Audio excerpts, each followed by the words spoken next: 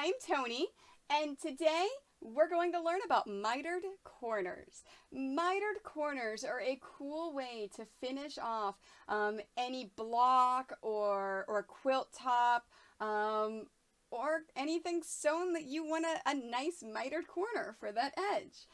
They seem to be really hard and they seem to be complicated with all the folding and angles and math and everything. They're not. It's actually a very simple thing when you break it down and you know which way to iron and which way to fold. So that's what I'm going to show you today.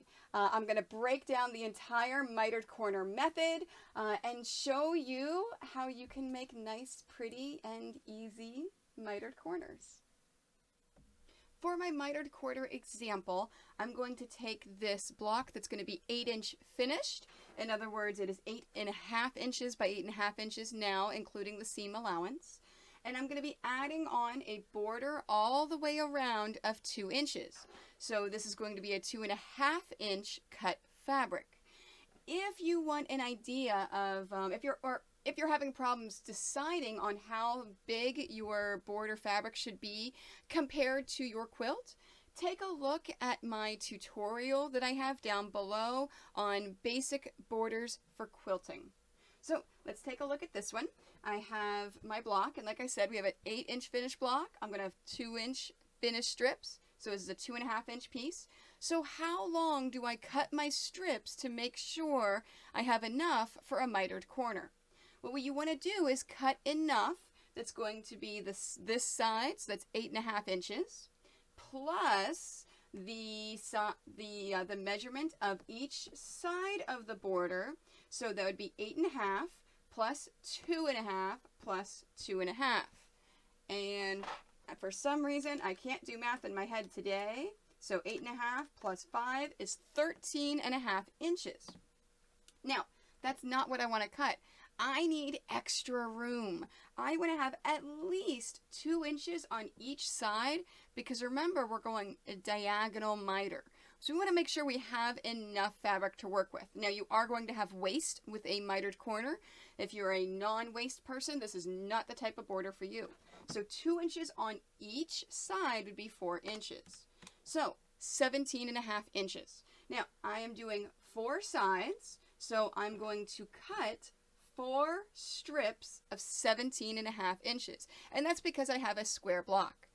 If you have a rectangle block, so if you have a quilt, then the 17 would be here, and then redo your measurements down below.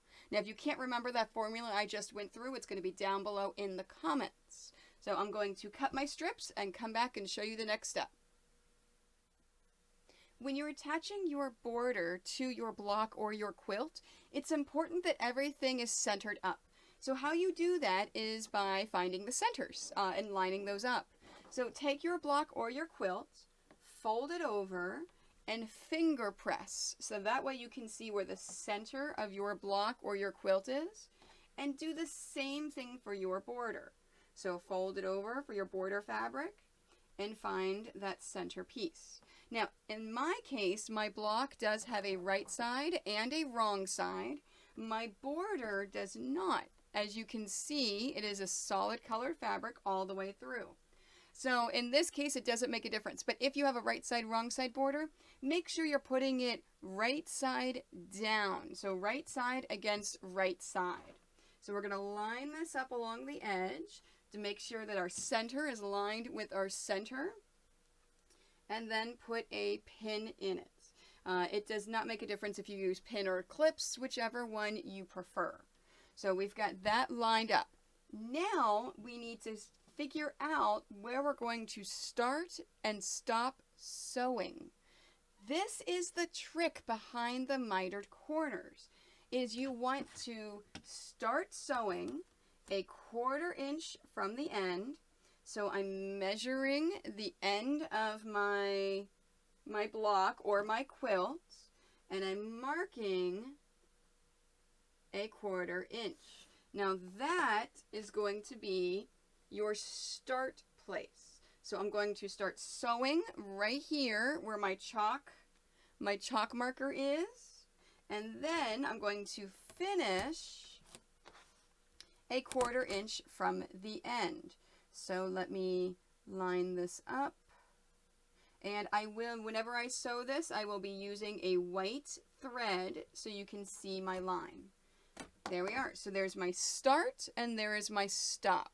Now, whenever I start right here, I can't chain piece this at all. So I have to make sure I lock those stitches in. So I have to do a back stitch. What that means is I'm going to start here. I'm going to go forward about three stitches, and then I'm going to go back all the way to my starting point, whether that's 3 or 4 stitches. Because sometimes when you're going back, let's be honest, it gets a little off sometimes. The important thing is you go all the way back towards this mark right here, and then start sewing forward. When you reach this mark right here, you want to go back 3 stitches, and then go forward, stopping at this mark there. Trimming your thread on both sides so it's nice and even. So I'm going to sew from there to there and come back and show you the next step. And I've sewn from the chalk mark to the chalk mark. And as you can see, as I show you a little bit closer, you can see my back stitching in the beginning and at the end. So I did an extra 3 stitches back and forth to make sure that that locks in. Now the reason why you do back stitching is we're going to be doing a lot of this, of pulling. And we don't want to pull those threads out. So that is your key to success when you're doing mitered corners. Making sure you start and stop with 1/4 inch, and you do the back stitching so it's locked into place, and as you're pulling it, it's not going to pull open. Now, the next step is we want to do the rest of them. We're going to start with the other side. So flip around your quilt or your block to the opposite side, take your fabric, and do the same exact thing. So fold it over, finding your center, fold over your border, finding the center, lining it up. Now remember, if your border fabric has a right side and a wrong side, you're taking the right side and putting it down, making sure that you line that up, and then marking the 1/4 inch from each end. Make sure you smooth that down. Now, a few people that I know, another trick that they like to do is put pins or clips all the way down to make sure that it's holding it in place, because as you may have noticed when you sewed this, sometimes it can go a little wonky. Because remember, when you're sewing, your fabric is being pushed in that machine under your presser foot. So let's mark the 1/4 inch and mark that one, and then here marking this one. Same thing I did on the other side. I'm going to sew a 1/4 inch. I'm going to start here and then stop here, doing a back stitch on the beginning and the end to make sure that it's held in place. As you're sewing, if you realize you're going to the chalk mark and you go back and forth and you lock that stitch in, and then you take a look at what you've done and you haven't quite hit that chalk mark, you've got to put some more stitches in there. It's important you go all the way to the end. Now, this is one of the things that accuracy is important. And I've said that a few times, and I'm probably going to say it a few more. Accuracy is important whenever you're getting these nice, crisp lines in order for that mitered corner. So now what? Now we're going to iron these seams. Now, my normal inclination when I have a block or a quilt is to iron my borders away from the block or the quilt. Not in this case. In this case, it is easier if you iron your seam towards your block or quilt. So that is important. So at this point, iron your seams and make sure that these seams go towards.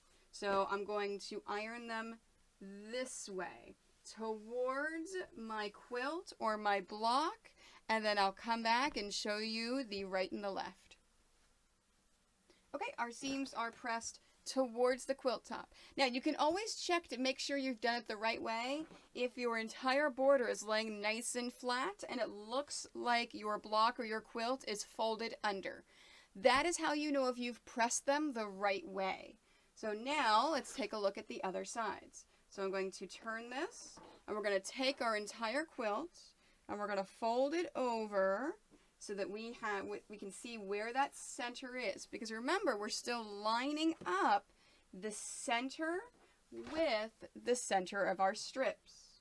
So let's take our whole thing and fold it over, and then we're lining up the center with the center. Remember, right side to right side, and pin in the center there. Now, I'll tell you a little trick.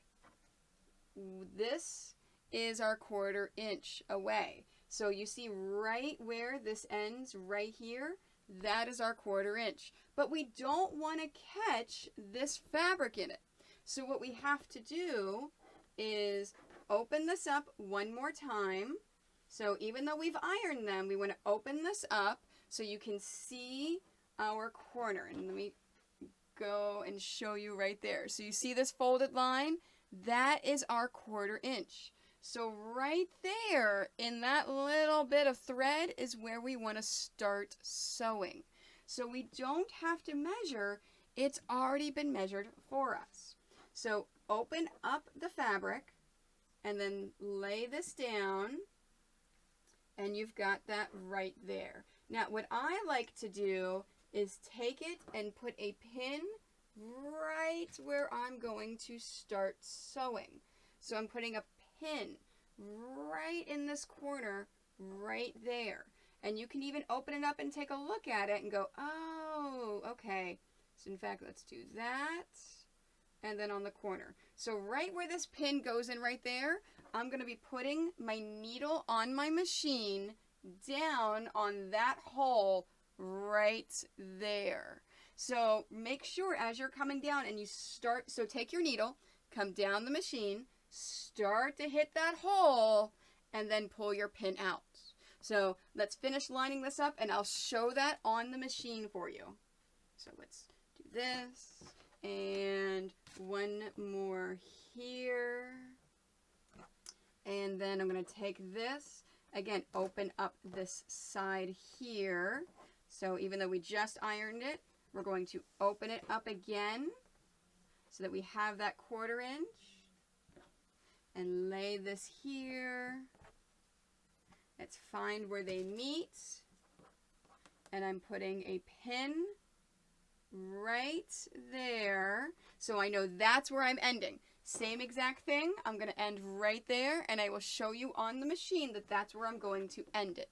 So let's go to the machine and take a look. All right. Now, as you see, I am using my 1/4 inch foot width guide. This allows me to have a perfect seam every single time, a perfect 1/4 inch. So what I'm going to do is I'm going to feel under here just to make sure that there's none of this fabric for the other border hiding underneath of here. All right, it's not. So now my needle needs to touch this exact point where that pin goes in. So I'm going to line this up, and I'm going to use the wheel on the right hand to go down until I see that, yes, it is exactly touching that. Then I pull my pin out and put the needle down. Just like we did with the other side, I'm going to go forward 3 stitches and then back 3 stitches. If you do not have an automatic back on your machine, use your wheel to pull it back, and it'll automatically do that. And then we want to go forward all the way to the end. And I'm going to pull the pins out as I go. Remember, we do not want to sew over our pins. All the way down. Let me pull this pin out. Now, when I reach the other side, I'm going to do the same exact thing. So I'm going to come really close, and I actually have to go up and look. One more stitch. So I'm going to pull this out before I actually hit my my needle to my pin, and right there is where it was going in. So back 3 stitches, and then forward 3 stitches, and there it is. Now we're going to bring this up and trim our fabric, and let's see how close we got. Oh, I probably could have gone. So as I look here, I could have gone one more stitch. So this is what I'm talking about. After you do it, go ahead and figure that out. So let's close this down. All right, and I need to go one more stitch beyond to make sure that I hit that. So let's take a look here. I'm going to start right about there, and I'm going to go all the way down to where I finished off, and then go one more stitch. And then back 3 stitches, and then forward again. And let's check it this time and see how we've done. So let's pull this out. And if you have to put a bunch of stitches in there just to make sure, then go ahead and do that. So let's open this up and check it. Oh, I think that's as close as it can be. Look at how nice that is. All right, let's check our other side. And, oh, the other side looks like I can do one more stitch. So in this case, I'm going to start where I was at the beginning, and I'm going to go back a stitch there. And then I can go forward, and I'm going to go back again, just to make sure I really get that into place. And let's pull this open, and let's see if it is good. Oops, I got to clean up some of my threads there. And we open it. Oh, look at that. It's nicely in there. So it is all the way in, and it's there. That's as close as it can be. All right, I'm going to do the other side now, and then we'll come back and I'll show you the last step. At this point, you have a flippy flappy mess of all these things. So how can you tell if you've done it correctly? So we're going to flip this over, and we're going to look at the other side. If you can lay all of your entire block or quilt out and see that your corners are free, just like that, you didn't sew any of the corners inside, and it looks like your corners, that thread almost touches right into the very corners. So let me show you this here. You see how that thread almost touches each other? That's how you know you've done it correct. If it doesn't quite touch, that's an easy fix. Just add a few more stitches.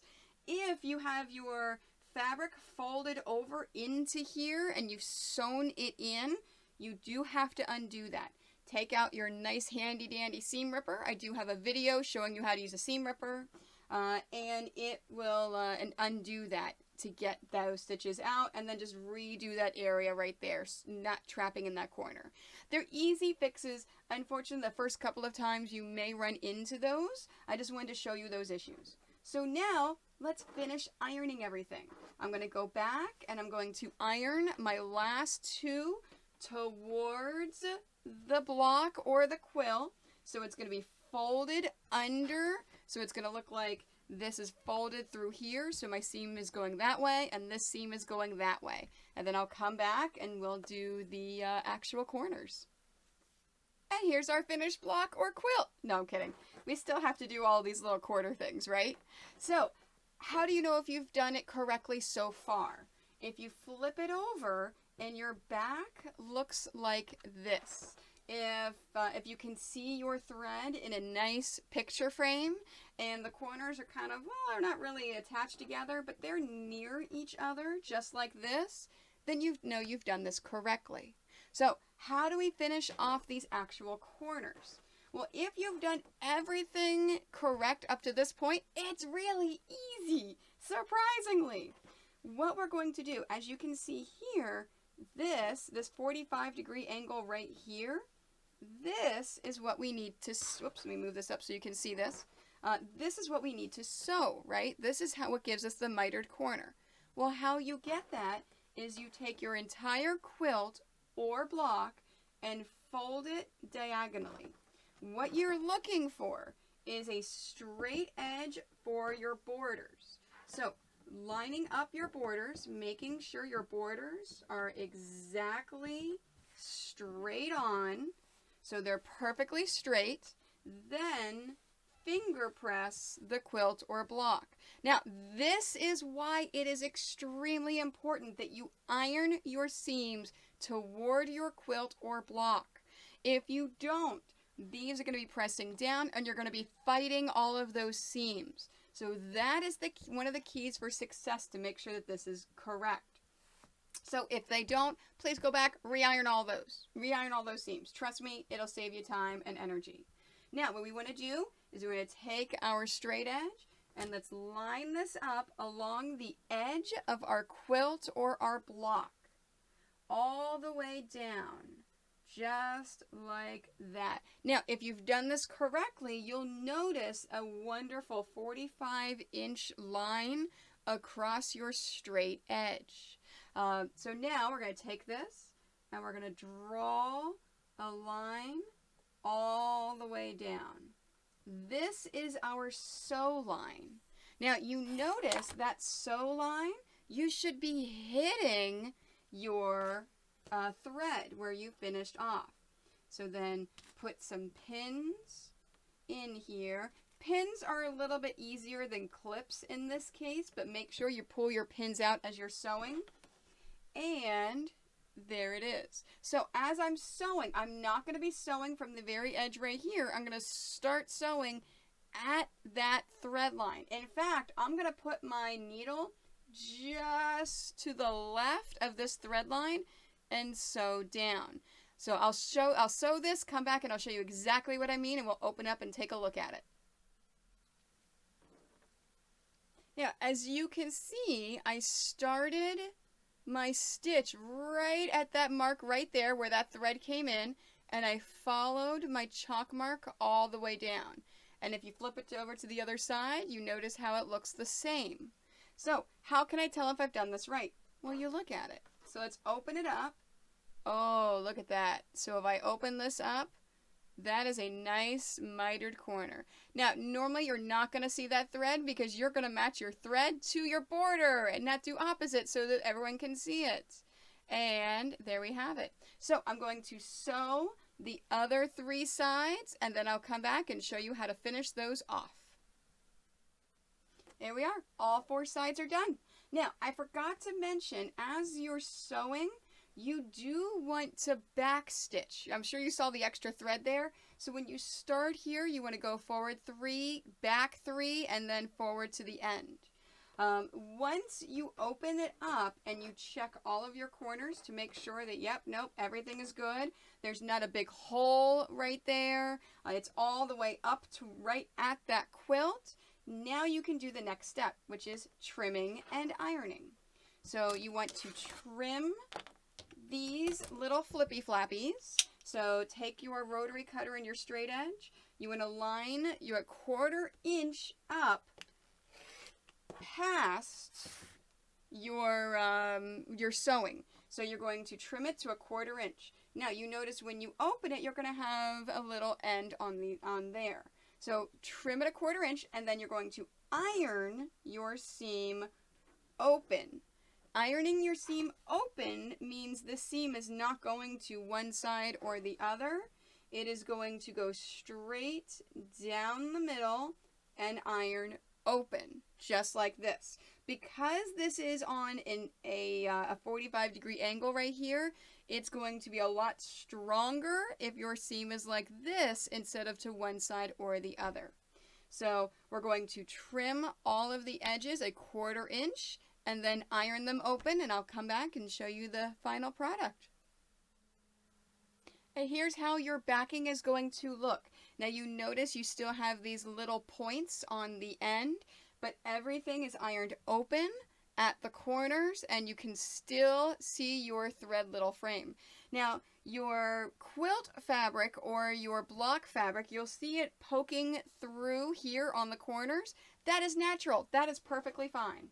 Because then when you open it up and see the entire thing, you see how nice that is. So let me do a close-up on these mitered corners, nice and even. Now at this point, before it's completely finished, you do want to take your scissors and trim these corners.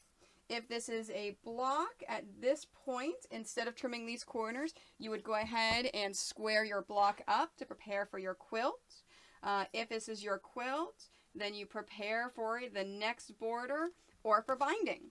So it is whatever you want to do. I am just going to leave it just like this. So I'm just trimming up all of these little ends and getting them off of there. And then we have a nice finished mitered cornered block. And that is how you do a mitered corner. They're a little finicky sometimes, and they're a little particular, so you've got to make sure you do the certain steps to get them beautiful.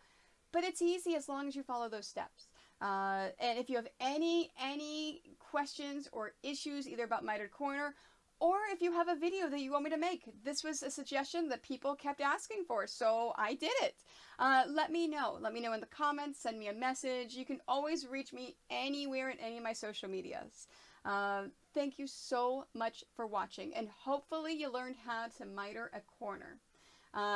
Don't forget to like this video, follow my YouTube as well as Instagram, Twitter, Pinterest, my Quite Nerdy Quilters Facebook group, and don't forget about Twitch, where you can sew and interact with me as I'm sewing live.